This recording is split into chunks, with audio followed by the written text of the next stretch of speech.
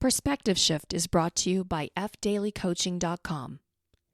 If you're seeking assistance to help navigate you through a difficult time or feel challenged to reach your full potential, Frank Daly can guide you to a perspective that will allow you to utilize your imagination and experience a more fulfilling and satisfying life.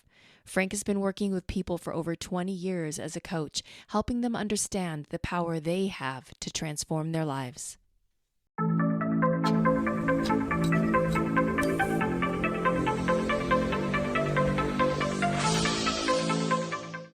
Hey, Mike, how's it going? Good, Frank. Welcome to Perspective Shift. Thank you for welcoming me. How are we doing today? I'm doing well, man. It is a rainy day here in Arizona. It is beautiful out. A rainy day in Arizona is like a couple of drops coming out of the sky with clouds. I will take it. Yeah. It's like a snow day anywhere else. Yeah, it's coming in from California. Correct. The hurricane, right? Yeah, I just escaped it. I left on How was Saturday your trip morning. in California? Oh, it was amazing. Yeah. I love California. Yeah, I bet that was nice. Yeah, I was in Carlsbad, so that's my home away from home. I love it. So, yeah. That's love awesome. that place. But, yeah, it's also nice to be back, too, in the desert. It's a nice contrast, you know? Was it pretty rainy and windy on your way back with the Hurricane Hillary stuff going on? When I hit the kind of Yuma area, it wasn't. There was a little bit of wind. It wasn't crazy. A little bit of rain, nothing crazy. But when we left Southern California, like when I left Carlsbad, it was sunny. It was like that calm before the storm. Right. Yeah. So, but the locals didn't seem to be too panicking. They were. I was watching the news there because I always find the weather interesting. Yeah. But the people like putting sandbags together and stuff, and like looking around Carlsbad, I'm like, no one gives a shit. Nobody was like, doing there's anything. no sandbags and nothing, and they're right on the ocean, which it's like, hey, whatever happens, I was gonna say, ride the wave. Yeah, exactly. Yeah, that would have been cool to see the because it was a hurricane that I think when it was going to hit California, it would have been a tropical storm by that point. Okay. Yeah. Is that less powerful than a hurricane? Yeah, but Okay. For even Southern California, it's still mainly a desert, in a lot of areas. Yeah. So even though it's up on the ocean, they got a lot of hills. So when the tropical storm hits, it can have a lot of rain and too much for it to handle. And that's the problem there, is the flooding and stuff like that. But damn. yeah, people get excited about stuff like that, though. Well, I mean, the weather is beautiful. We're finally breaking out of this heat here in Arizona. I mean, I can't wait to get out of summer and jump right into fall. I love fall. Yeah. There's something about, the weather changing, the seasons changing. It's beautiful. Yeah, and the seasons changing here are very subtle. Yeah. It's not Here in dramatic. the desert, Yeah. it's definitely Oh, subtle. shit. It's the only way we know it's winter is by the date on the calendar. Seriously. Like, oh, shit. It's Seriously. Yeah. Well, thank you guys for tuning in today. We are going to be jumping into our very special guest, and today we're doing a Mr. Peter Crone. I'm very excited for this one. This is somebody that Frank and I have been wanting to do for a while now. Mr. Peter Crone calls himself the Mind Architect, which I think is super cool. What do you want to share about Mr. Peter Crone? Yeah, well, as far as the Mind Architect, what I like about Peter is he takes like old Ayurvedic, like you mentioned earlier, concepts and stuff like that, and tunes it down into very practical use for individuals that he coaches. And, you can go online and you can do sessions with him as well. I think he does workshops and stuff. That's awesome. But he takes this very, what seems to be complex, it's really not. It's simple, but he takes it and packages it properly. He actually packages it very well. I've studied his work and I love it. Yeah. And he makes it doable for everyone. And pretty much, as we go further in talking about him, show you a couple of clips, you'll get a feel of what he's about and how he gets people to get out of their own way, pretty much. Yeah, that's the best way to say it, is get out of your own way. And that's what Perspective Shift is about, showing you different perspectives on how to get out of your own way. One isn't better than the other, but what we noticed is, like for me personally, I'm a variety type of guy, so I do a variety of different modalities. Some people like particular modalities. Nothing wrong with that. It's how we're all differently built. But it's when you find those modalities and you work them, they become the permission slip in seeing you freeing yourself from being stuck in your own way. Yeah. And Peter is really good at it. He comes across really articulate.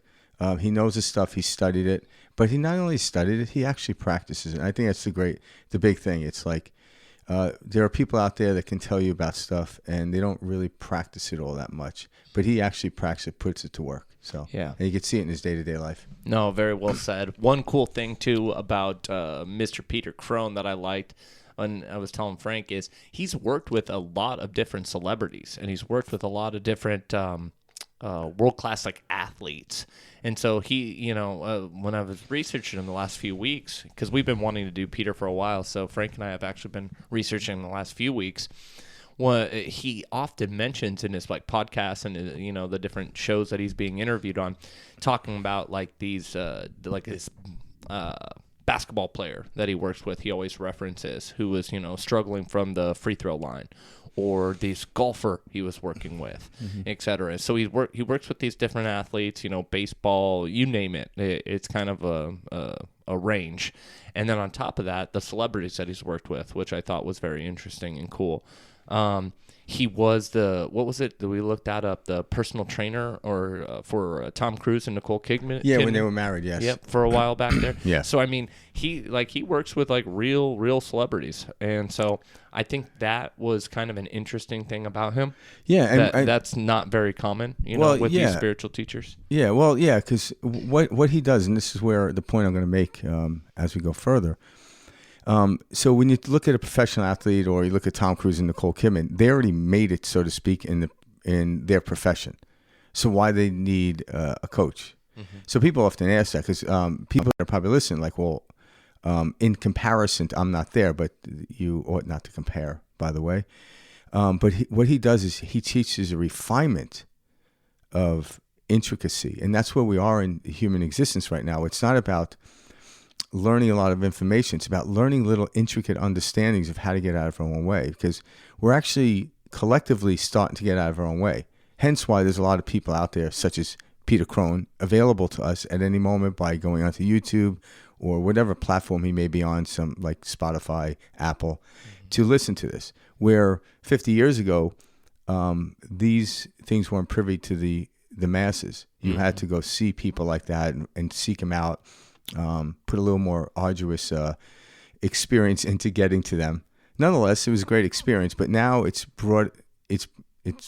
coming onto your phone, right? Literally out of your pocket, Yep. And so now it's about practicing this refinement of understanding. So he takes like a top golfer and makes him get to the next level. Yeah. He takes an actor that's at the top of the game to the next level. Because we only believe what we know at the time of which we're doing. So if I'm doing something right now, I know I can do it. Well, how do I get to the next level of not knowing? Well, you have to trust and step into the unknown. And he has a knack of explaining how to trust and let go, because you have to let go of that old belief. The belief that got you to the place you are right now, you have to let go of it. Why? Because you need a new one. To step into the new one. Yeah, and so even though that belief has worked, letting go doesn't mean discrediting it. It just means letting go. Yeah. It's like me and Mike came up with the monkey bar. Yeah, I love that. Yeah, the monkey bar theory. So in order to gain momentum, I have to grab onto the bar in front of me, so to speak, and automatically, without thinking about it, let go of the one behind me, knowing even the one I'm about to grab onto, in a moment's time, I'm going to be letting go of that. So continuously letting go, grabbing and letting go. In the interim of grabbing and letting go, when you find that rhythm of not holding on to anything, that's what we're searching for. Yeah. That's the moment. And Peter talks about this, getting to that place. And then he uses different types of modalities and methods to get people to that place to where they can let go. And then once you experience it, you're your own guru. Exactly. And that's what I love about Peter. He actually teaches you to be your own coach. Some facts about Peter Crone, born, 1964? I believe, 64. 1964. Yep. He's English, so I mean, he's British. Yeah, I can't remember where he was born, but he came over to California. I'm pretty sure that's where he's kind of at and, living and mainly based out of now, so we know he's in California. Yeah. He went to college. He got 2 different degrees. What else did I learn about him? Oh, Frank mentioned this, but the Ayurveda, so like what the Ayurveda is it's the idea that illness and disease is caused by an imbalance or stress in a person's consciousness. And so I wrote that down because I wanted to share that with the listeners, that like Frank and I were talking about, these Ayurveda concepts go back millennia, thousands of years. This has always been roughly around. about 5,000 years. Yep, and it's very prominent in India, that culture, I've heard. But anyways, the idea that how we're thinking, what we're focusing on, et cetera, these things affect our illness, our disease, our health, et cetera. That, to me, rang really true because I know that's true. Yeah. And what I mean by that is, like, here in Western culture, we act like things just, like, that happen to us, and these germs, you come in contact with the germ and then you get sick. Well, if you're in a place of wholeness, your body, your mind, it doesn't matter what you come into encounter with, that can't affect the wholeness. That can't affect a balanced mind, body, soul, for that disease or for that illness to take over. And so that's something that Peter also talks about and preaches, and I think is very powerful because, again, this is taking back our power, our inherent power that each of us all have and possess. Yeah. And it's not that we ever lost the power, because a lot of times it's now, what Peter will talk about too, is how you perceive and look at it. Mm-hmm. So even someone that had a disease and has a disease, now utilizing and going back and remembering where you came from, so to speak, you actually overcome it. So sometimes, I look at Earth as a place of coming for like this ultimate obstacle course. We're not looking for flat, plain ground. We came here knowing there's going to be barbed wire and ditches and water and electricity and gravity and all this stuff. How do we move through it in the path of least resistance? And Peter Crone will actually give you techniques and examples on how to do that. It's not about avoiding gravity. It's not about avoiding the obstacle. It's actually, how do I make the obstacle my friend and have fun with it? Mm-hmm. So when you willingly understand you're in an obstacle course, these things are played out in the obstacle course, well, you don't avoid it. You figure out how to get over it. And that's where the joy comes. That's where the fun is. But you have to stay present in order to do that. Yeah. If you start thinking, Mike brought up this great understanding.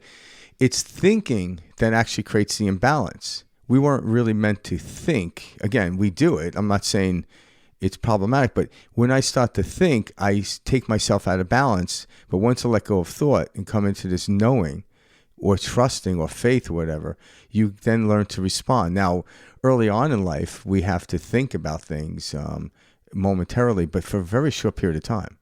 Like, think about how much you had to think about the alphabet before you were able to read a book.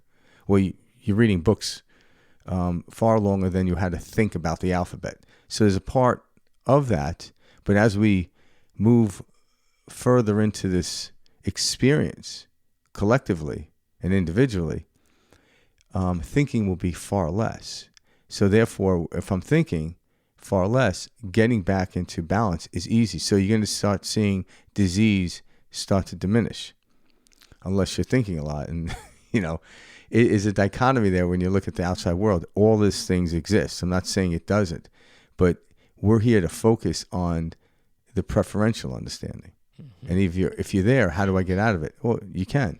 And, people like Peter Crone have examples and techniques to show you how to get out of it. Yeah. One other cool aspect about Peter, too, is he's on some, you can find a lot of good content on him. He's got a lot of good podcasts and stuff, but he was also featured on a Netflix documentary or a Netflix film called Heal. I'm sure everybody listening has access to Netflix, so you can check him out on that Heal episode. Yeah. Did you ever watch that? I have not seen that. It's also Was it good? I believe it's also on Gaia as well. It is very good.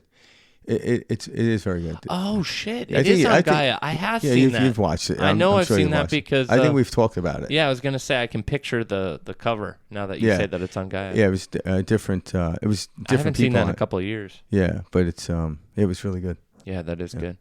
Well, I say we dive into our first clip of Peter Crone. Yeah, so here's a little clip giving you... It's kind of like a montage of Peter Crone.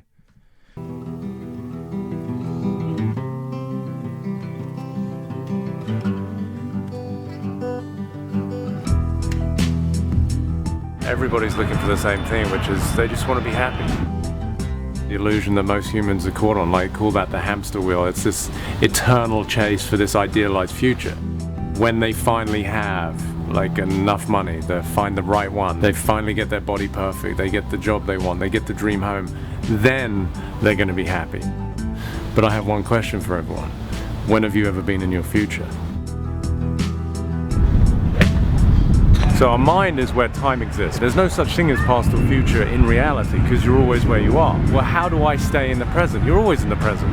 It's just, are you focused on your mind, which is either past or future, or are you focused on what's right in front of you? That's the difference. Are you putting your attention in your surroundings and on your senses, or are you putting your attention on your mind? And that just takes practice, like anything else. The mind is a very tempting place to go.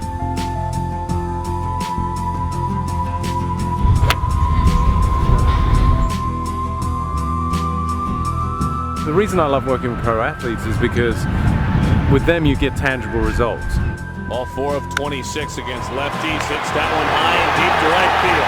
Going back is Brito. A home run! Been putting some work in on a daily basis. Peter Crone's here. He got his mind freed up. Colin Cowgill, his first in the major leagues. Especially with the golfers, they all know how to hit the ball, so the discerning difference as far as I'm concerned is what's going on between the ears. Jakobsen is the champion at the Travelers. He's worked very hard this year on all aspects of his game. Peter Crone, his mind coach. To free people's minds, rejuvenate their bodies and recreate their lives. To help people realize their potential. To help someone become the best version of themselves. And of course have shitloads of fun along the way. Yeah, that's about have shit. Look, it's fun. I love that. Honestly, that was a perfect Yeah. clip to kind of kick this off. I think one of my favorite things about that is about this clip is again, one of the things I loved is his relationship with athletes, pro athletes, celebrities, etc. Because you see, these news articles or these speakers talking about his mind coach, etc. It's so funny. Because a lot of these concepts, you would take them to anybody sitting there in the stands and they would say, what the hell are you talking about? What is this? What is this woo-woo stuff? But to see, these top athletes at this level taking this seriously and taking and seeing these massive results in their gameplay or in their profession shows you the validity of this entire mind, these concepts that Frank and I dive into each week. And it's funny, like you don't need validation, you don't need justification, but you see like these types of things out there, and it totally validates and it totally justifies what these concepts that these teachers, gurus, spiritual teachers have been sharing for thousands and thousands of years. They go far they're far older than these Western concepts and this Western medicine that we're force-fed, etc. And these ideas of separate and struggle and you got to strive and hustle and these ideas that were fed to us here in Western culture. So I loved watching these people succeed on these massive levels and attribute it to their mind coach, Peter Crone. Yeah, and what's a very interesting thing I take away from watch Peter work with celebrity is when you listen to him talk to celebrities, it takes everyone down to the same level. When the person sitting in the stands watching the athlete, and say in baseball, hit the home run, they like, wow, I can never do that. And the truth is, you can if it's meant in your world. Like in other words, if it was in your field of experience, all right? But hitting a home run is not where the excitement comes from. It's the intricacy in hitting a ball or staying calm when a ball's coming at you at like 107 miles an hour. It's a fast pitch, but say 95 miles an hour. It's staying calm and even having contact with the ball. We all have done it at young ages. Obviously, it's relative to the speed. Like, there wasn't a kid Little League throwing 95 mile an hour ball, but nonetheless, you had to focus. And sometimes getting in when you get into the batter box, you have to focus. If you're not, you're going to miss. Well, Peter teaches these athletes to shut everything else out. And the only way to do that is to stay in the moment.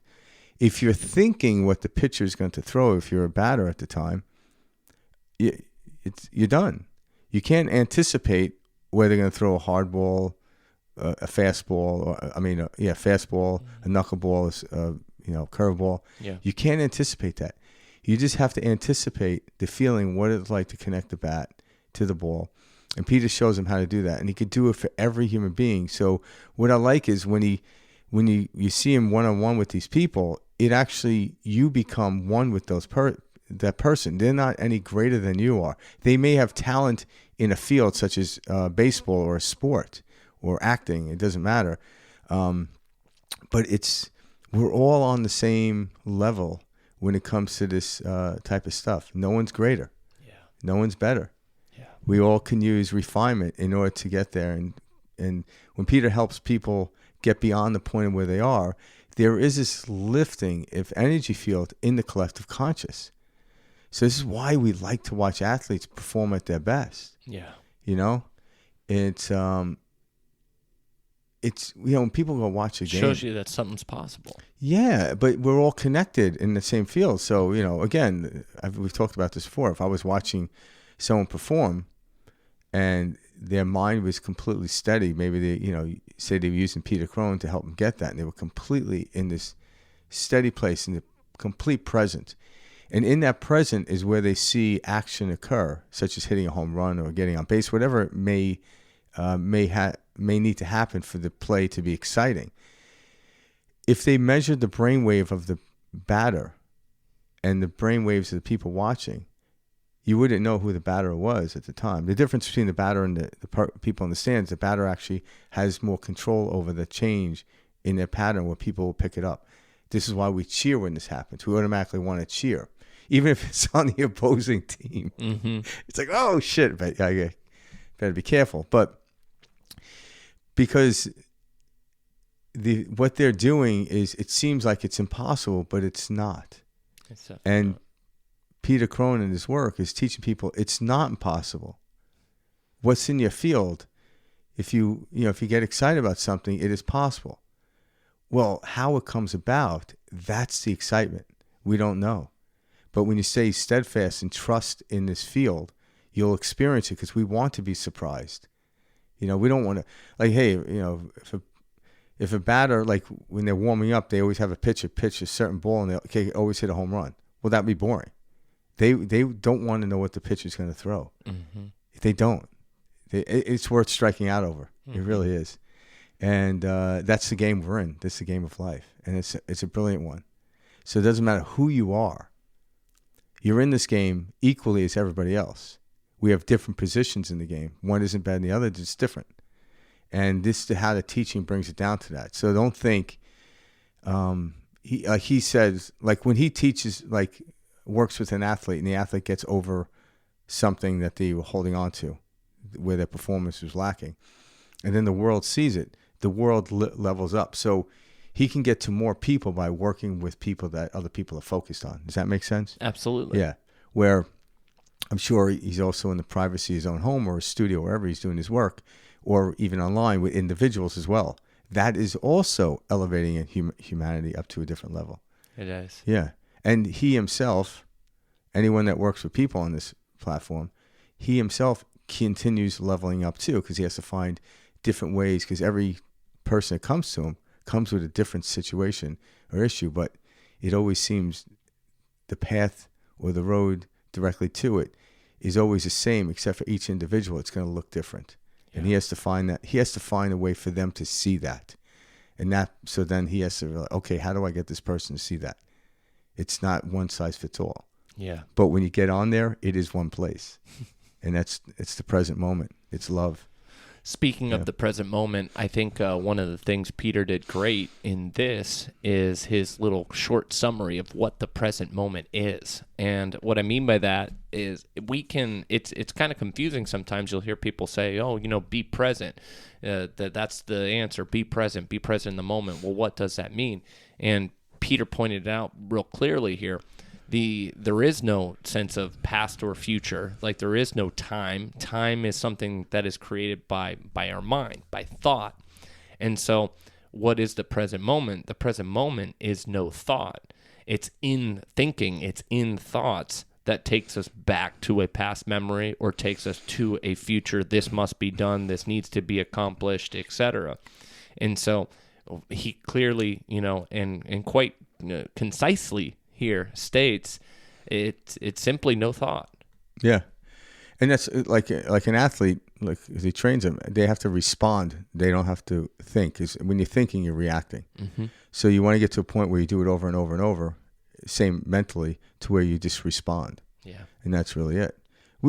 Everyone does this, right? Everyone learned language and how to speak. And then when someone asks them a question, they can respond. To either have an answer or they say, I don't know. That's a response. Mm-hmm. But and what's funny is, like, I heard somebody talk about this, but when somebody asks me a question I know, I just, like, what's your name? Frank. How did you get your name? I can answer all that stuff. But then if somebody asks me a question that I don't know, I just simply, I don't know. There's some satisfaction in that. But when I'm trying to search for an answer, it tires me out, And so, again, I'm not saying don't do that, but you ever, like, forget, like, the actor that was in that movie you're trying to, and all of a sudden your brain just starts to freeze up like like you're watching Netflix and that thing just keeps spinning. Yeah, the wheel. And it's creating this breakdown in the energy. You're like, it's going to come to me. Give me a second. Yeah, so, like, a lot of times, too, if somebody asks me a question now, I've learned to do this, and if I don't know it off the top of my head, I'm like, I don't know, but I'll get back to you. Or I do know, and I'll just shoot it out. But because years ago, I tried to make shit up. Well, I mean, at the end of the day, that's what half of the population's doing. Yeah, I couldn't not stand saying I don't know. And then I'm like, and I was in the ballpark. But why? And that's where the answer it's is. ego. Exactly. Yeah. I was in the ballpark so it wasn't far out there, but yet I'm like, shit, I better go on Google and print something out so it looks right. I can put my own information on Google. I need to. So I can verify it later. Seriously, right? So I've learned to be like, if I know something, I spew it out to the degree in which I know it. And then if I don't, I don't. And a lot of times when people ask me stuff, do you know about this? I'm like, no. It almost piques my interest to go search it out. And then I'll come back and I can explain it as best I know in the moment. Everything, every knowledge, everything is merely or is incomplete. But that's the fun of it. Well, I always think about this. Like, I'm from the generation where I watched no phones, no iPhones, etc., and then all of a sudden phones, access to everything. And so I remember, like, seeing as I would get how older. old were you? How old am I currently? No, you're 33. But I'm saying, like, at what age did? So 2007 is when the smartphone came out. Yeah, 2007. All right. Yeah, I remember that. And I also, we had like those Nokia phones and crap before that. Cell phones, so you can walk around. But like shit really changed, when you had like that in 2007 plus, like when you could really like search the internet for every answer. And I guess what I mean by that is a lot of us, we would just go to our parents or we would go to a teacher and we would ask these things. And often they would give us an answer simply to provide an answer, despite whether or not it was correct or incorrect. And my dad would never give me an answer. Well, no, I was going to say, figure it out for yourself. Growing up, I remember my dad just like saying shit in like a confident manner and like as if it was true, and everyone just like, that, and it'd be totally wrong. Yeah, but by a young age, I already knew my dad was messing with me, so I had to really seek it out myself. There was just so much stuff I remember where people just pretended they knew it, and they would say it with a level of confidence, and people would say, I guess that's it. Yeah. Because we didn't have Google. We didn't have the means to check it in our phone. But even Google is a more sophisticated way of pretending we know what's happening. Totally. Yeah. It's just so funny to me, like watching this growth of evolution or, ideas, how we, share information and all that. It's funny because people would just share totally false information. Yeah. And that is how a lot of stuff circulated. And people would just say it with a certain level of confidence. And I remember thinking this at a very early age. I was like, man, that person's full of shit, or that person doesn't really know, or that's not true. Yeah. And we would just, they're in a position of authority, or they're in this, and we're gonna go with that. And I remember being like, wow. Yeah. And then now like you're saying, now you can find anything online, whether it's one way or the other. I can find 10 reasons why milk is great for you, but I can also show you 10 reasons why, half the population can't digest milk. So there's all this right, wrong. Well, what is right and wrong? What is, factual and not factual? Well, it's everything is relative. What are we looking at? From what lens? What are we trying to, get at? Yeah, because when you come to understand what's true for me, well, you're not going to find it on Google. Yeah. You'll find information to like get into a conversation. Absolutely nothing wrong with information, but there is truth to information, but it's limited to the moment in which the truth comes out, so to speak. How does this information apply to my life? Well, then now you're doing self-inquiry. It's a whole different thing, and you come up with your own truth. Because even like what Peter's doing for a lot of his clients, all of his clients, is he's trying to get them to understand their truth and what's the truth. How does it apply and feel to you? Like, what does it feel like to be in this state of joy most of the time, if not all the time? That's truth. All right. How do you explain joy? Well, I can explain it one way. Peter will explain it a different way. Mike will explain it this way. None of us are wrong, but my truth is my. And hey, give me a couple of months. I'll explain it differently. Yeah. So then people are like, oh, you said this. I'm like, yeah. Well, that was a different me, from if you that will. Point, yeah. Yeah, it was a different me from that point. So we're always expanding and growing, whether what we think we're working on it consciously or not. We all are. We just tend to move into a similar background, if you will. The way our mind thinks, like the analytical, the way the mind thinks and like the analytical brain is we try to make things like concrete or absolute. Like, oh, this was said, so that's the only way this person can perceive that for the rest of their life, or whatever. And we try to like link these like linear ideas together in order to make our picture of this absolute concrete world that's outside of us. And so what we really need to do is understand that nothing is this concrete absolute world outside of us, and we keep trying to turn it into that. And it's like playing in and out of that space. Yeah. And that's it. So the inner world is where the truth begins, and the outer world is the expression of it. But once it hits the outer world, it's history. So it's no longer the truth in the next moment. Like Peter said in the clip, is no one's ever experienced the future. Yeah. You can only experience the present moment. And impacted thoughts can bring you back to what you think is the past, but you're doing it in the present moment as you're thinking about it. And why do all thoughts start to aggravate? Because it takes you away from the present moment. When you're in the present moment doing something, you don't need to think about it. You just need to be present. Yep. And this is the place in which you respond. Yeah. I love that. Yeah. Let's jump into our next clip. All right, here we go. People don't treat themselves with the same reverence that was once afforded them when they first arrived on the planet. Something was said, something was witnessed that made us think as a human being that now I have to do something beyond what I was previously doing. I have to act and behave in a way that now is new to me in order to keep getting the love and acceptance that as a human being we crave.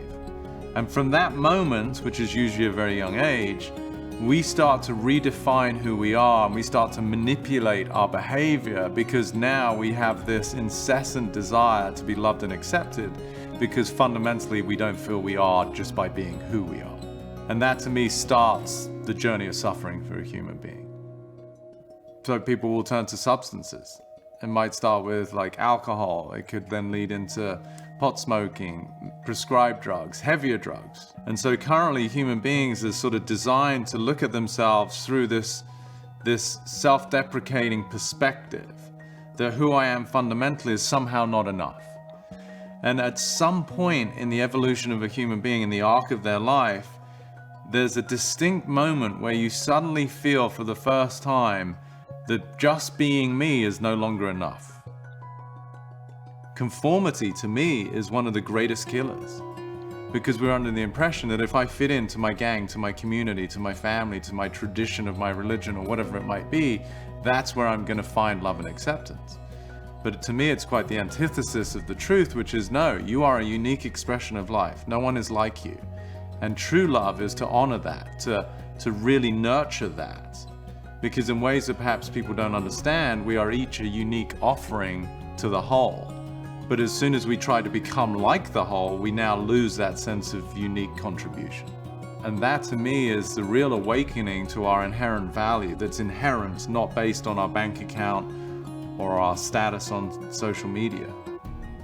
but by simple virtue of the fact that you are literally 1 in 8 billion. The process of spiritual evolution that is available to us as human beings is to chip away everything that is not us. Being human is the opportunity to truly tap into something that is so powerful in understanding the real nature of life. That is the gift. That is why honoring all beings and having this sense of reverence for life itself is the access to an experience of being human that to me can't be surpassed.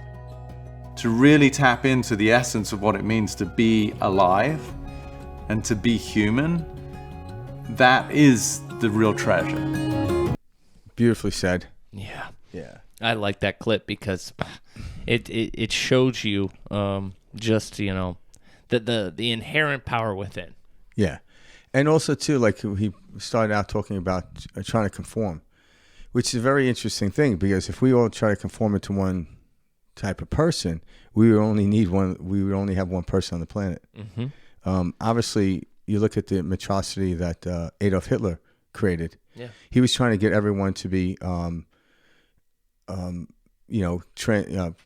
religion. conform into one type of species, white, blue-eyed, 6'1", whatever.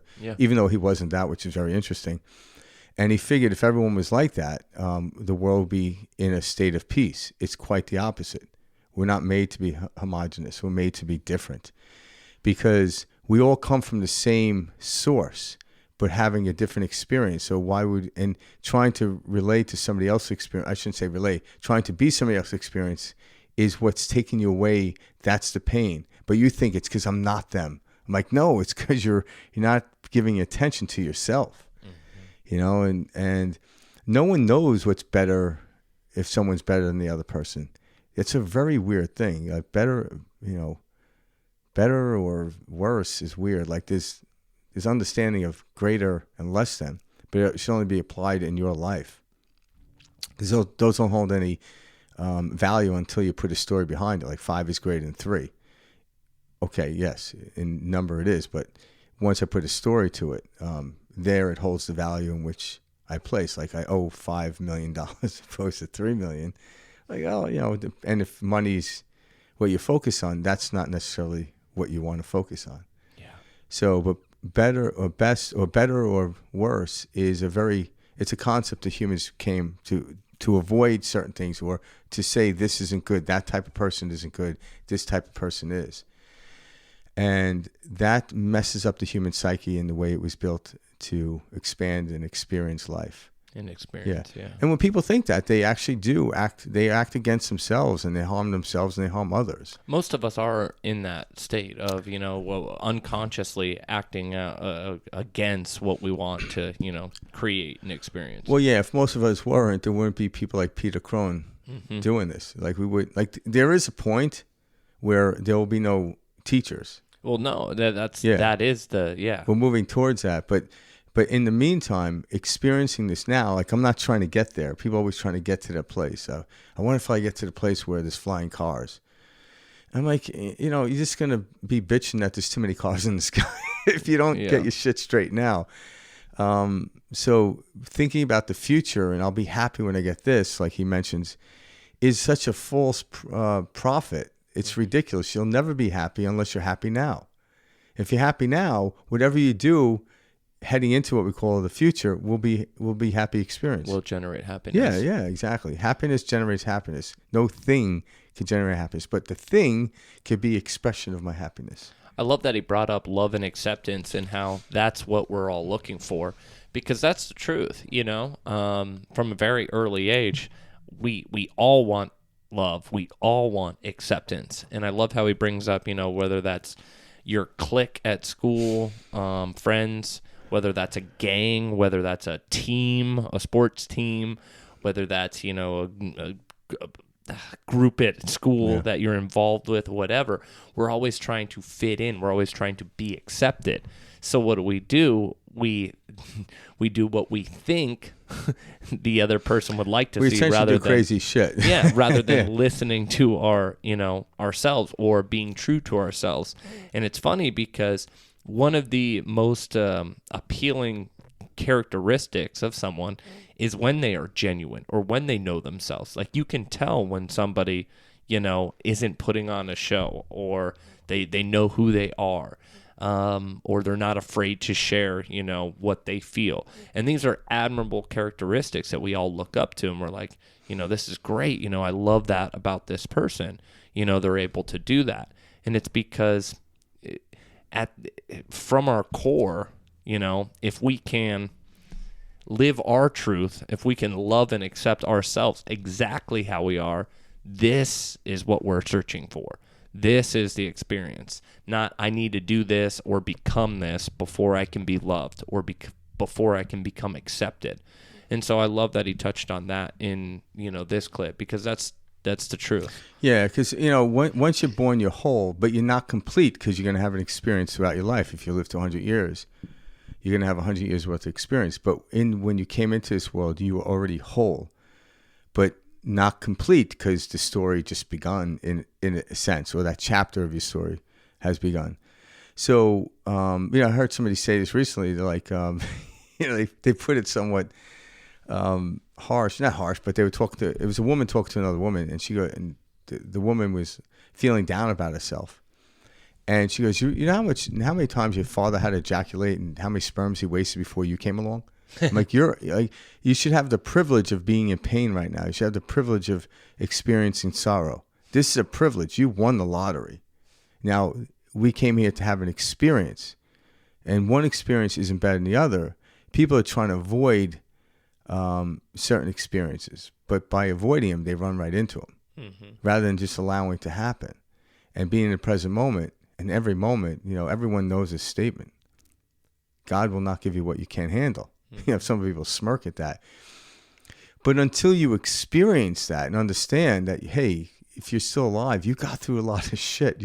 You went through a canal. You came through your mom. You had to squeeze your big fat head through there. Yeah. You came out there, and you pulled out from a nice, comfortable, place in the placenta. You were nice and relaxed, floating around like you were on vacation in freaking Maui on a tube out in the ocean. Till I pulled out this lit room with gravity and all this shit. Like, you already, like, you got over that. You got over that. You can get over the rest of the stuff. But it's somewhere we forget that that's what we're here to, is continuously get to different levels so we can see how to overcome stuff. Not, why do I have to keep overcoming stuff? I'm like, this is why we're here. Yeah. We're here. We're here for that. So enjoy it. Have fun with it. Like Peter says, have a lot of fun with it. So I said we'd jump into our next clip. All right. The miracle that life is the degree that we seem to tap into those things that the degree to which we're open and available to the miracle that life is the degree that we seem to tap into those things that a lot of other people might think is unbelievable. It's the whole Roger Bannister story. The first human to break the 4-minute mile, at least that was recorded. Prior to that, all the experts, the biomechanic experts, the doctors were saying, no, the human body couldn't withstand that kind of stress and pressure to run fast enough to break a 4-minute mile. So there was this perceived limitation. But then once Roger Bannister did it, I think that very same year, like another 50, 60 athletes did it. And then the next year it was 200-300 people did it. And now you've got kids in high school doing it. Seeing somebody overcome adversity, to me, is one of the greatest forms of inspiration for humanity. Beyond freedom, we want to start getting into the realm of creation, which is I'm consciously creating a future that I'm committed to, that I'm stepping into. So one of the golfers that I worked with, he was getting this progressively improved success. And then he sort of had this pivotal moment where he sent me a text. He said, I just got it. He said, it just comes down to whoever's got the greatest imagination. And I think that's where we see so much joy and possibility through the eyes of a child, because they don't have the accumulated sense of resignation through disappointment. For athletes, if you look at any sport, it's usually preceded by the word play. I think that's one of the greatest attributes any professional athlete can have, is one, the ability to let go of whatever happened, but two, to stay in the realm of pure possibility, like they probably were when they were a child, aspiring to be this professional one day. As a human being, it's inevitable that you're going to have a history that is at some level littered with failures. It's just part of being human. Now, the degree to which we incorporate that and integrate it as part of our journey is the degree to which we're no longer defined by it. And as we let go of any of these past disappointments, we have a much more liberated experience of life. So we perform at a higher level, we become more kind and loving to ourselves and to others. And that, to me, is the real opportunity of what it means to be human. To transcend our own perceived inadequacies and limitations, help others to do the same, and so create a life of true freedom and possibility. I like that. So this was actually one of my favorite clips that I wanted to share. And the reason is... Isn't it amazing how the music just makes you feel good? It does. It totally like pumps you up. it. It adds an element. Absolutely. Like, what would Rocky be if he was running up the stairs without the music? Seriously, though. Yeah. It's crazy how, the music... The resonance of it absolutely plays a role. Yeah. So the reason I chose that specific clip is the 4-minute mile story.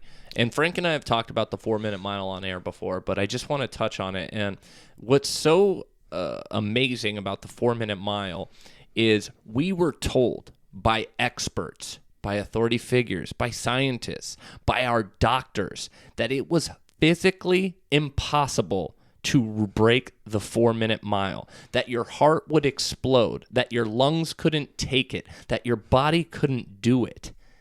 And they were wrong. Well, and I love this much. But also, too, it's like we don't know if that was a catalyst for him to break it. It's just, it shows you that everything that we're told, here's the science, here's the facts. Well, what is this science, this facts? Well, it was fact up to the moment before the person broke it. So they weren't.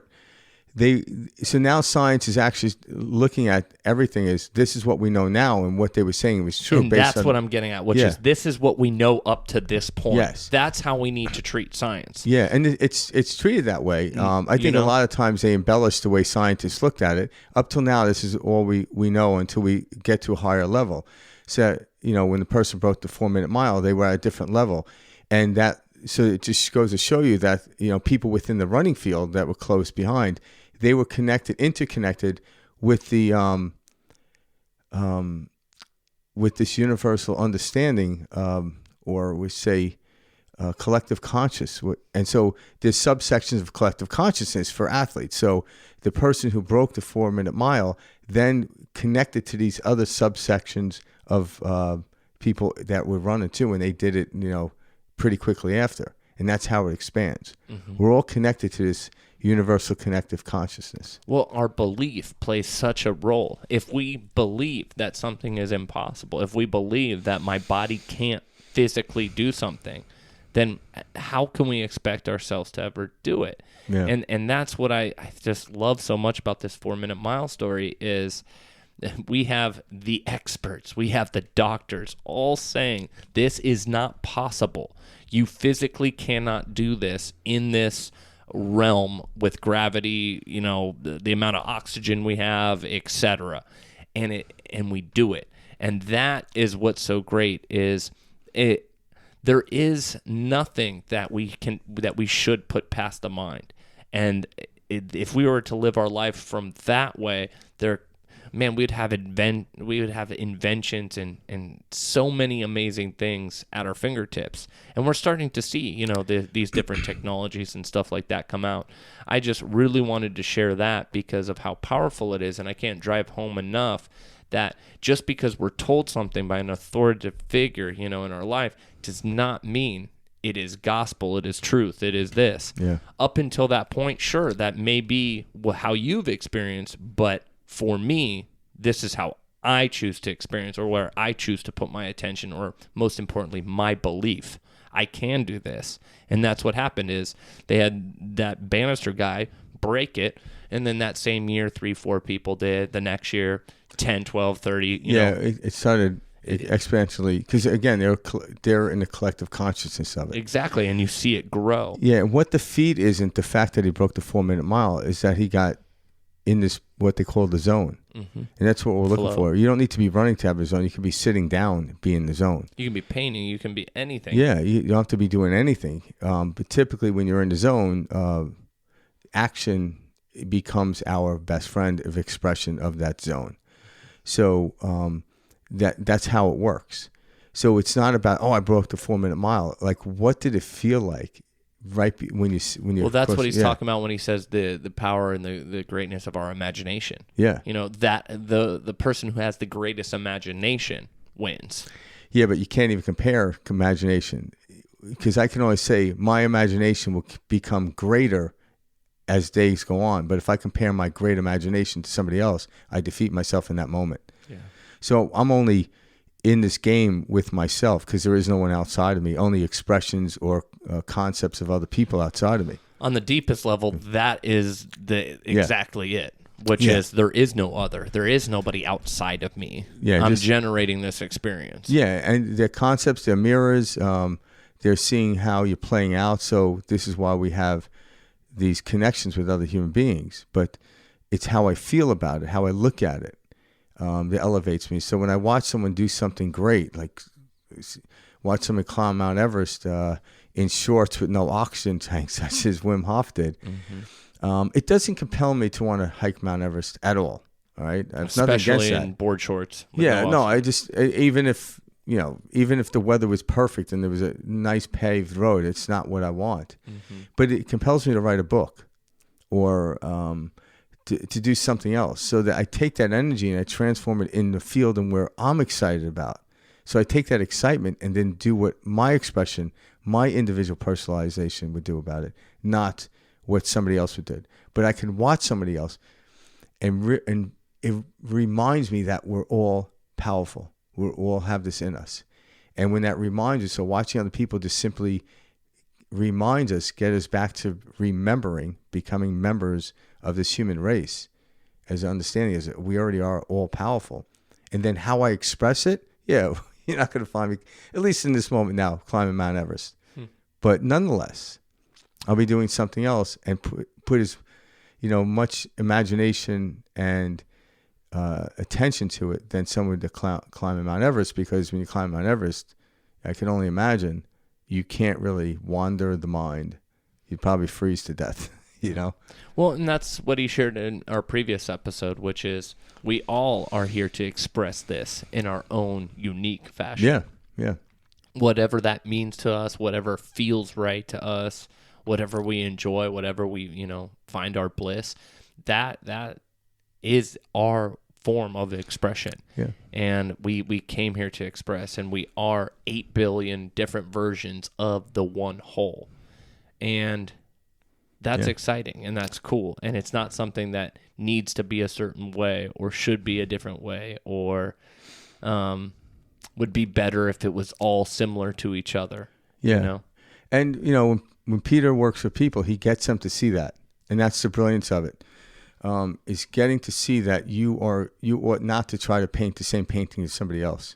Do your own painting. That's why when people are scared about AI taking over, I'm like, AI still won't be able to paint or write the same way I do if I enjoy it. All right? It won't. It'll be different, but it won't. It can't, because I'm still an individual expressing it the way I want. Now, if I look at this is better than that, or I think that's, done with more perfection, I then limit my imagination, enabling me to paint a great painting again. So that's on me. That's not on AI. I have to remember that. So everyone came here to express themselves. Your life is your artistry. Yeah. Everyone's an artist. It's your life. Even if you're sitting I shouldn't say even if you're sitting, because that comparison with the way, it doesn't matter what you do. You could be living in the same town for 80 years to the day you die and have an ultimate experience. You could travel around the world and have an ultimate experience. You could also, have the opposite as well. It's not what we do, it's how we emerge from this energy of peace and love and the expression of it. That seems to be the forefront. So put love and joy into your life and watch what comes of it. It's amazing. Yeah, you might not be famous, but who cares, right? It doesn't matter. Well, it doesn't really matter. As you begin to rest more into these concepts and let them sink in, the idea of this fame, this idea of this wealth, etc., it goes back to what he's saying, which is the love and acceptance, and this whole feeling of why am I not enough, or who is not enough. that these ideas start to drift away. It's not the fame that we're looking for. It's not the money we're looking for. It's the I am enough. Yeah. I am whole. That's what we're looking for. And you don't have to do another thing in this moment to be whole. No. But once you're whole, God, you're going to paint more paintings and write more, whatever it is, it doesn't matter. It could be just being nice at work.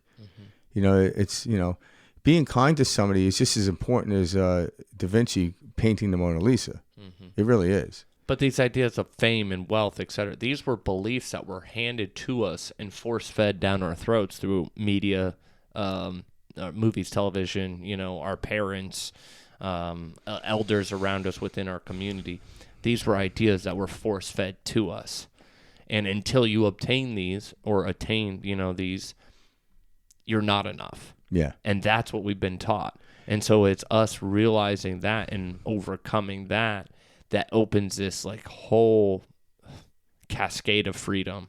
Yeah, it's true because they measured from the outside world rather than the inner feeling. That's why. So when they look at it, so if somebody had this amazing talent and didn't let anything stop them, so they expressed it through a painting or through acting, right? And they did this, and we noticed that. Like, God, yeah, I noticed that. Well, then all of a sudden you try to act like that person or paint like that person. I'm like, no, you're missing the point. You're better off finding out how they felt. Well, they felt completely whole. They felt love in the moment, or they felt tremendous fear, which is another degree of love, if you will. It's not an opposite of love. It's a different degree of love. And through the expression of doing it, painting or acting, they were able to let go of it. It became cathartic. So a lot of musicians will write songs in this fear-based place, but when they're done with the song, it becomes cathartic. They let go of it, and it's no longer in that place. It now becomes a song. Like I remember Alanis Morissette wrote a whole album of this dreadful experience she had in a relationship, and I can only imagine her now because she's very seemingly at peace right now, going out and do a concert with the same energy. She sang the song, but hey, we could all fall back into acting it. But I think at that point when she had written the music, she was that person. But she's no longer that person, but still performs that music. So she knows how to get into that state and out of the state. Maybe she softens it up a little bit, kind of like musicians have done over the years. But that was a real experience, and it wasn't bad. We have to let go. Letting go is the greatest thing, just like the monkey bar theory. If you don't keep moving and letting go, you have this sense of stagnation, and you don't want that. Life is about moving and experiencing. Don't try to experience the same thing. It's not going to work anyway. But just simply learning to let go as best you can wherever you are. No one should tell you what letting go looks like. You know what it feels like. You know what it feels like. And when you get those chills up your spine and you start crying from a song or seeing a child being born, that is letting go of a belief that's no longer work for you. It wasn't a bad belief necessarily. It got you here, but you let go of it. And that's the brilliance of letting go in the present moment is why we came here. And he talks about this, letting go. Absolutely. Because, his story, I don't know, if anyone hasn't heard of him, but his story is he lost his mother at the age of 7. Yeah. And, you're old enough to realize, oh shit, mom's gone. And he said he had a really close relationship with his dad. His dad came and just pretty much told him how it was. And then he grew even closer to his father. And I believe he was 17 years old when his father died in a boating accident. The boat he was captaining capsized. Mm-hmm. And he died. And so at 17 years old, he was orphaned. Mm-hmm. And so he went through tremendous pain. But look what's blossomed out of this. It's amazing. It is. Yeah, and he has the experience of sharing that and overcoming it. So anyone that had these experiences, like I don't think I could overcome it. Like, well, he did, and you can. It's just what path you're going to take to overcome it. It's up to you when to let go. No one should tell you when to let go. But as time goes on, we learn to loosen up our fingers, loosen up our grip, and we let go. There's this odd sense of freedom when you first do it, and then it becomes who you are. And that's the brilliance of life. That is. Yeah. We got one more clip for you guys today. There you go. In video 1, for the more studious amongst you, you will remember that I was pointing out what do we as human beings think is our biggest problem. And invariably, it's because of something. Someone said something, someone did something, or something happened that we feel we suffer, aka we are victims of circumstance. I invited you to consider, in fact, it's a dysfunctional relationship to time and space. That got the cogs turning a little bit. Video 2, we started to go a little deeper into what does that mean. It's by virtue of the way that we relate to our environment, the way we relate to life is what gives rise to our internal experience, what we call how I feel.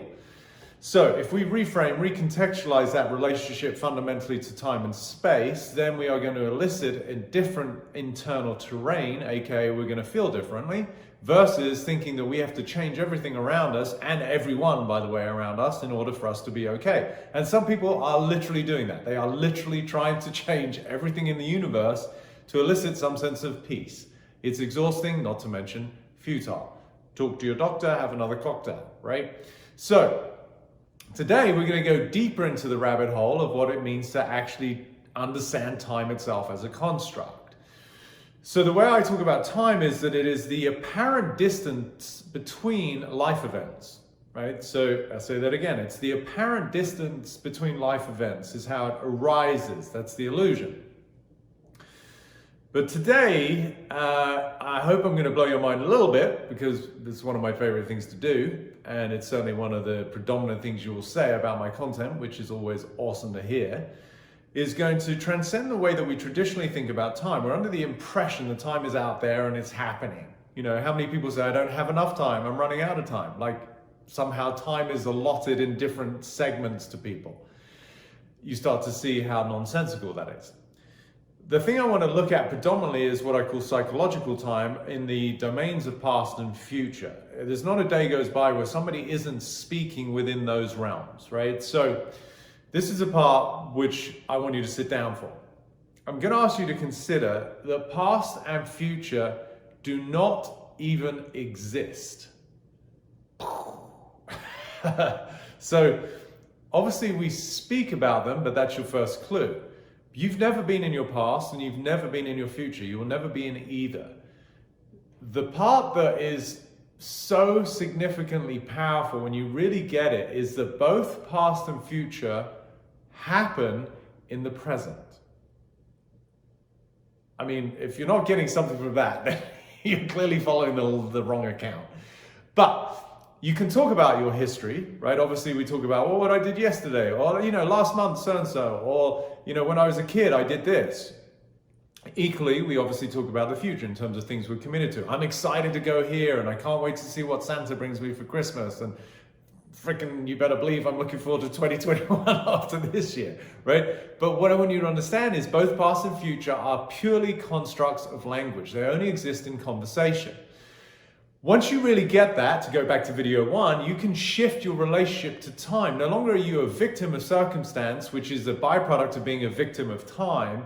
Rather, you recognize you generate through your own language, through your own thinking, the way that you're actually perceiving time and therefore generating time, which is giving rise to the way that you actually experience yourself and life, aka back to how you feel. If you think that you feel the way you feel because of something that happened or someone did something, then you are a victim. If you recognize, well, wait a minute, it's because of the way I'm relating to that, it gives you a little extra power. If you can realize that all of it is just because of the way that you truly are generating your relationship to any of it, then boom, you get to truly experience complete freedom and total peace. Perfectly said.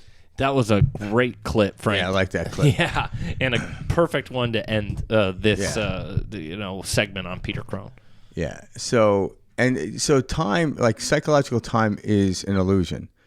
Physical time is a concept which is still an illusion, but it's still calculable. You can calculate it, but you can't experience. No one can tell me what 5 minutes feels like. But when you're trying to get things done in a calculated time, you put pressure on yourself, or you're not good enough, and that's where it comes from. But if you actually just like just doing this podcast, we don't time it. You know, some people probably like, you should.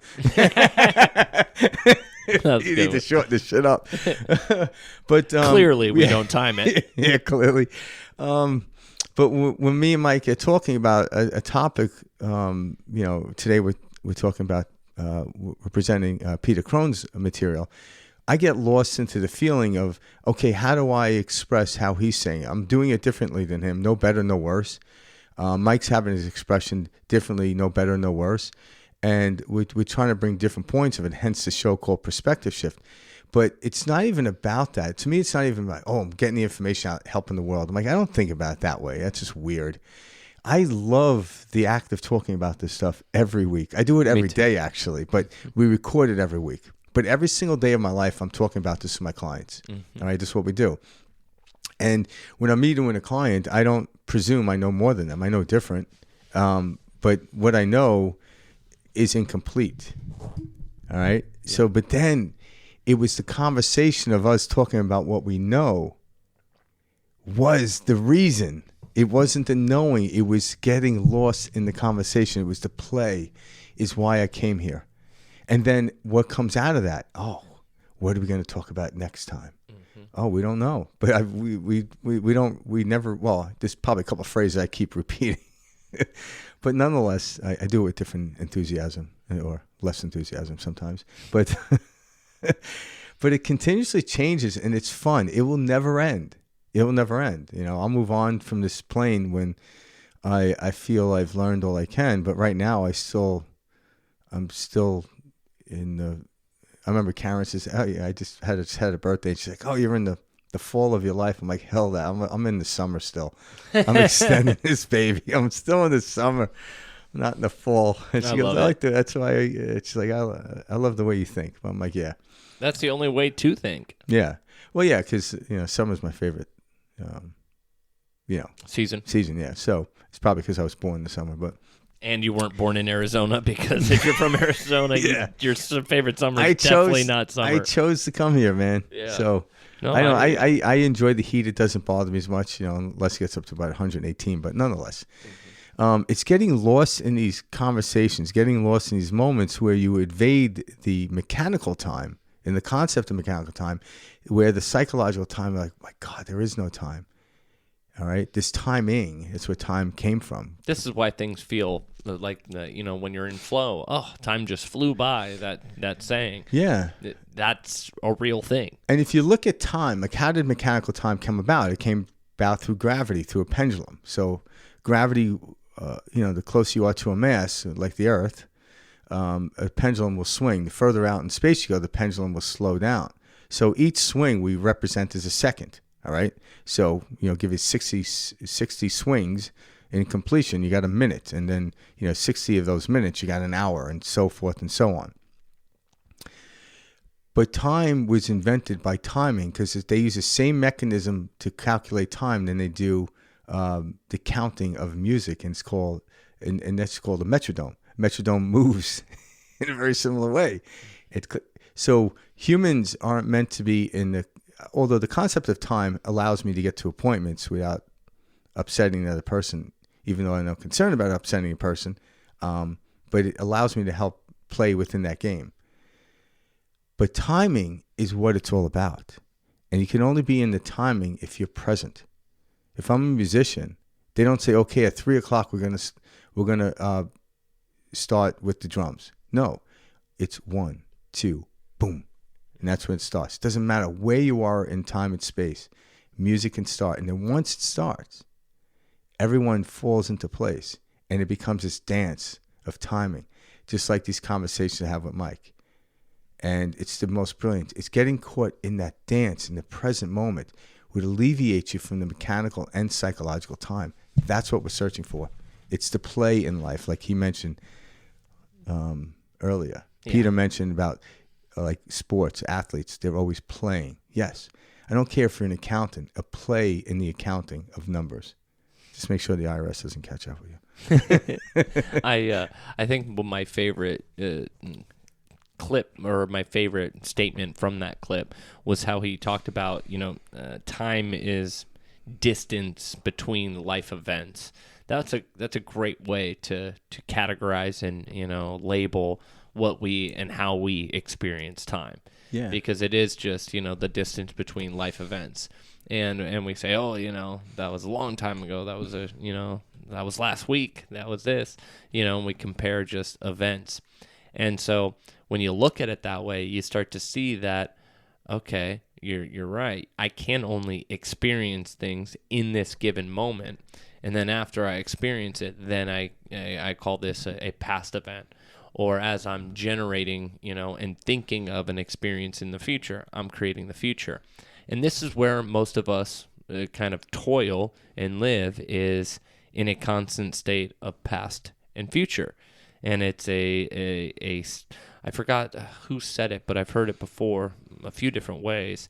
But essentially that if you're living in the past, this is a form of depression or sadness. It will result in depression. Yeah, depression. And then living in the future is anxiety. Correct. Yeah, I've heard that several different ways and from different doctors and whatnot. And that makes a lot of sense. And it's because we're holding on to these memories, if you will, that are not accurate, are not, the truth. It was simply an experience.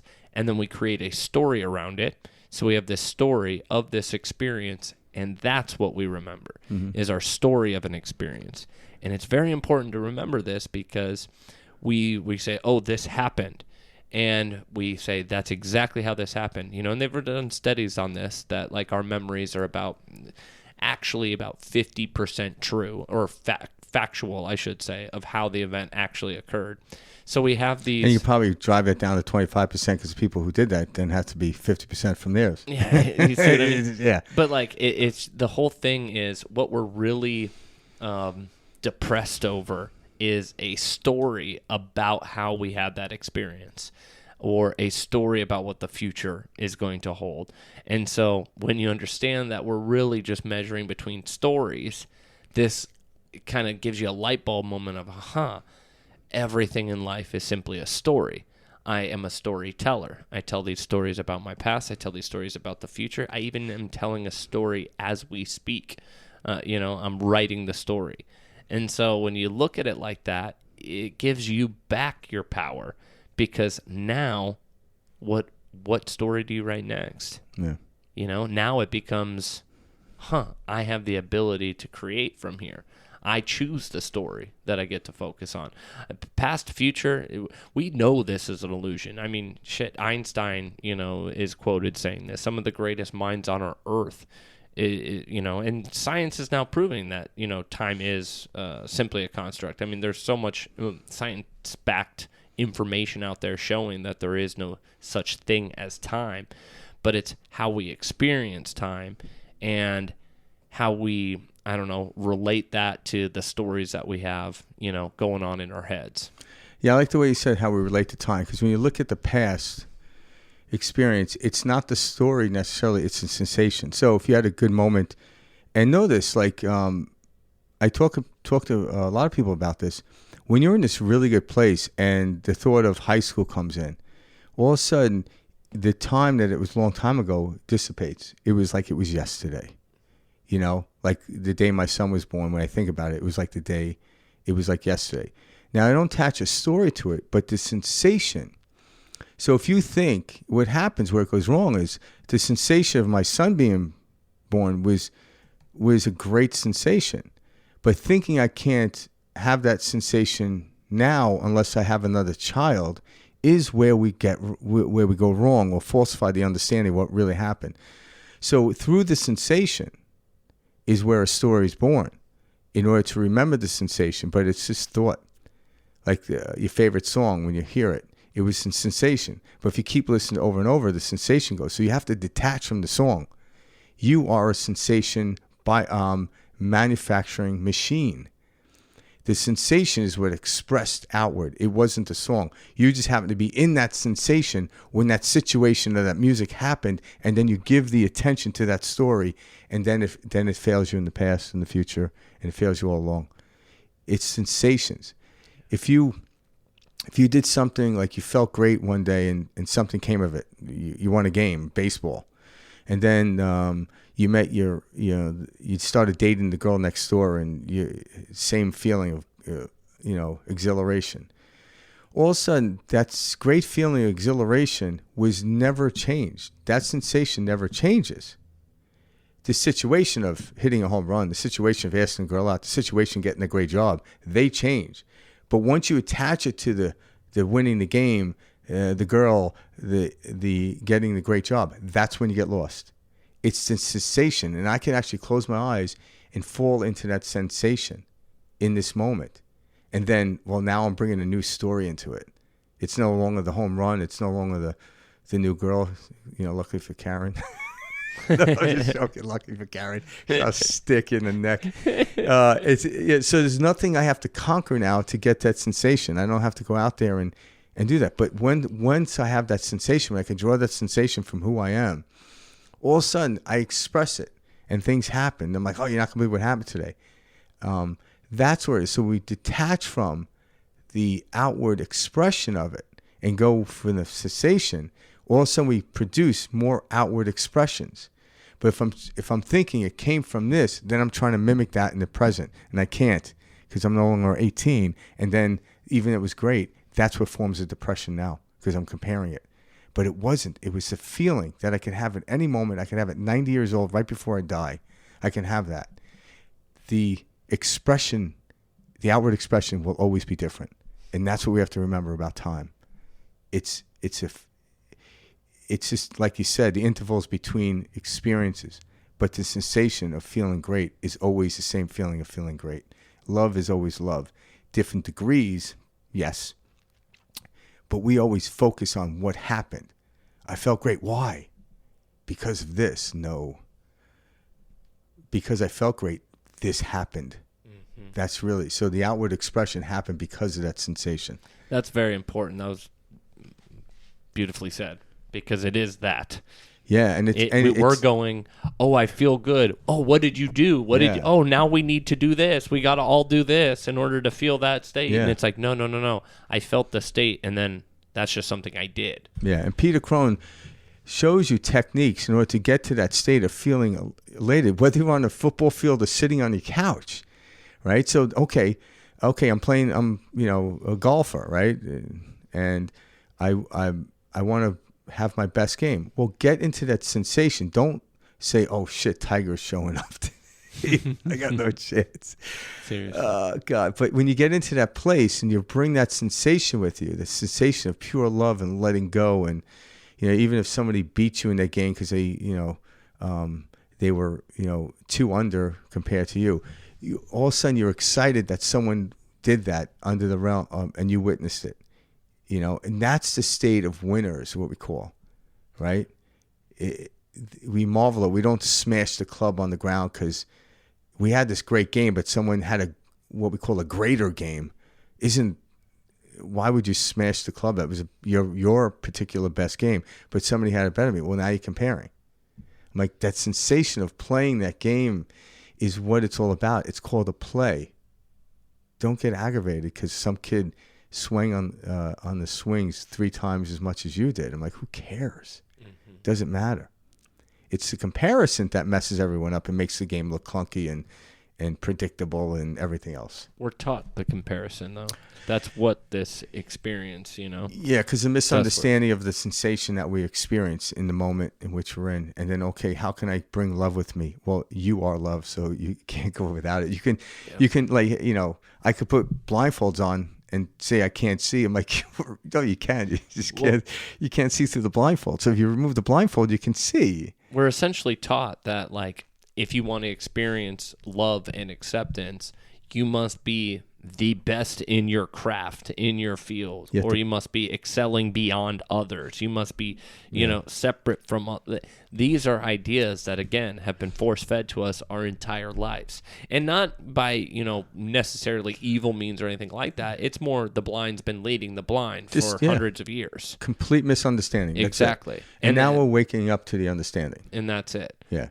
Because, sure, there's all these different things out there, and, you'll hear these different things like conspiracy theories and stuff like that. And sure, there's some truth to a lot of these different things that are out there. But with that same thing said, to think that there's this overarching specific group or groups or whatever that is, trying to screw us. I don't necessarily think that's how that came to be. I think it was more... Well, it's fear. The fear, but it was misunderstandings, misconceptions, etc. And then those misconceptions and falsehoods being shared without negative intent. Yeah. Just this is the way life is. Yeah, if you're in a state of fear, which is not the opposite of love, it's just a different degree of love, but it's a degree of love that humans can't survive on, so to speak. Whatever somebody says, you're going to hold it as against you. Mm-hmm. Where if you're in a higher field of love and someone said the same thing, you're going to look at it completely different. Because people talk about the Illuminati. Yep. And like, oh my God, they're taking over. I'm like, the Illuminati, the cabal, all the elite, and how this stuff. Yeah, how you look at it or not look at it will have a different feel based on. So fear is fear is the frequency in which you're living from, which is far. Which is what's fear? It's like, okay, I have the ability to see, but if I took a pair of sunglasses on, I could block out the sun. That's still within the state of love. It's still applicable to the life I'm living. But if I put a blindfold on and try to get behind a car, that's not going to work out. Mm-hmm. So that's what I'm talking about. It's a different degree. Even though I have a blindfold on, I could still see, but I don't have enough light to make out what I'm trying to do. So moving in a 5,000-pound vehicle isn't probably a wise thing to do in the physical plane in which we live in. Mm-hmm. So we're the ones putting the blindfold on. If you take that blindfold out, that thing called Illuminati, whatever it is, no longer has any hold over you. You may look at it differently. You may like, oh, I can see what they're doing. Again, it's fear that makes it worse. And if you're in a state of love and somebody is trying to harm you, you just simply move around it. You could see it coming from a mile away. So as we teach love, people elevate to a higher place, and people in the state of love would not create harm to others. It'd be crazy to do that. You wouldn't consider it. I think a lot of finding or remembering yourself is learning to understand and let go of these falsehoods that you were taught growing up. At least that was a big thing for me. And Peter mentioned this a couple clips ago that we shared. I can't remember exactly how it was said, but it's like learning to like deconstruct and pick apart everything that you are not. We were told all these things growing up about how this world works and what things are and what's good and what's bad and what's right and what's wrong. And it's actually coming to the understanding that there is no right, there is no wrong, there is no good, there is no bad. These are meanings that we put onto experiences. Same thing with how we, experience life. So it's more letting go of these beliefs and concepts that we were told were fact and hardened truths our whole life. And that's how we step into creation, and that's how we step into our true self, and that's how we step into love and acceptance, is it's letting go of a lot of incorrect information that has been shared with us over our lifetime. Yeah, so deconstruction implies letting go. But also, too, what we call good and bad. Good and bad are indications that you're moving in a direction away from where you want to go. So we don't want to say there isn't any. Like, there has to be an indication whether I'm moving in the right direction or not. So if I'm in this state of love and I get distracted, I could be moving in the opposite direction. And I want to feel the fear. And fear is just saying, hey, turn this vehicle around. So that could still be used as the concept of bad. All right? Bad just means you're moving away from. But say I want to go west and I accidentally found myself going east. Well, based on where I want to go, east is bad. But east in itself, empirically, is not bad. It's just not the direction I want to go. So I want to make that clear, that we have indicators, emotions in us. And when we feel that what a negative emotion means, just moving in the wrong direction, period. Just like when the beeping goes on in your car, it means you're drifting somewhere or so you're about to hit something. So thank God it's there. But people are like, how do I disenable this? I'm like, oh, if you learn how to drive better, it naturally disenables itself. It doesn't. But if you didn't, that's why you have dents all over your car.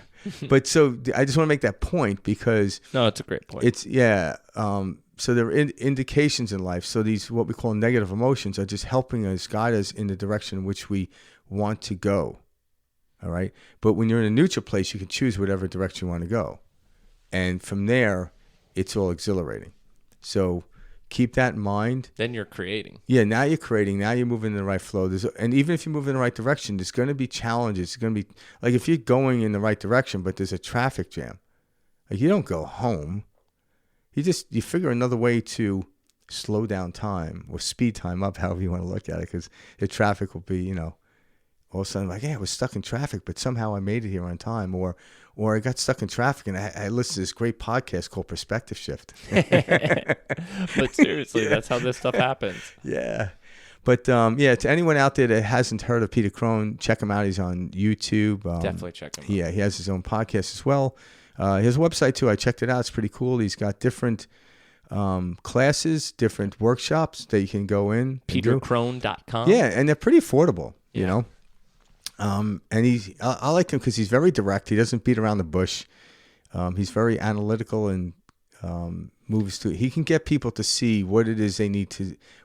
They can see what's holding them back, and it's about the thought or belief. And he shows you techniques on just simply how to let go and loosen up the grip. And when you let go, you wish it goodbye. It wasn't bad. It's just no longer working. One quote I saw on his website that was from somebody, one of these world-class athletes or celebrities that he's worked with, but they said, Peter Crone is a mixture of Buddha, Albert Einstein, and Austin Powers. And Austin Powers. And I loved it. Is that because of his British accent? Yeah, I don't know. Or just even like his humor, and the way he's funny and he makes things, he lightens the mood and he's I don't know, makes it fun, more modern. Yeah, makes it fun. Yeah, and I thought that was a great.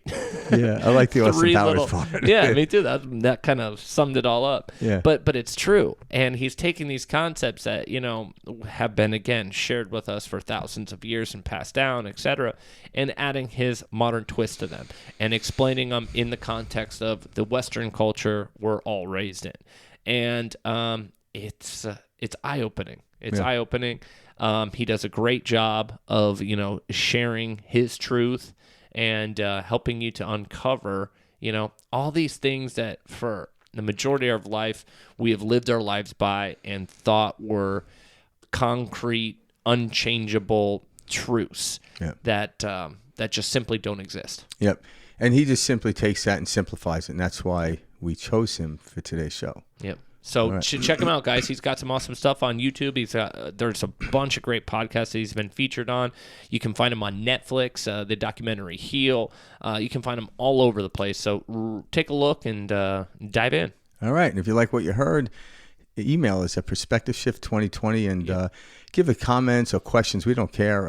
If you have any other people you'd like us to cover, please let us know. We always like the input from that. Yeah. And, until then, much love. All right, guys. Thanks so much. We'll see you next week. All right. Bye.